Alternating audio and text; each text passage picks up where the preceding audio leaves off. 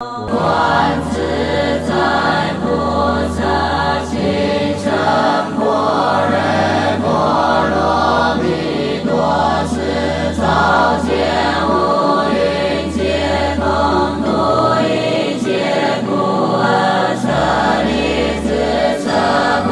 异空，空不异色，色即是空，空即是色，受想行识亦复如是。舍利子，是诸法空相，不生不灭，不垢不净，不增不减，是故空中无色无受想行识，无眼耳鼻舌身意，无色声香味触法，无眼界，乃至无意识界，无明亦无明尽，乃至无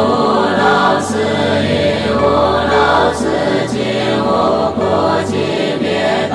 无智亦无得亦无所得，故菩提萨埵依般若波罗蜜多，故心无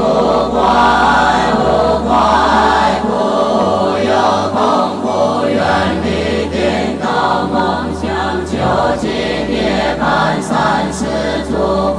依般若波罗蜜多，故得阿耨多罗三藐三菩提，故知般若波罗蜜多是大神咒，是大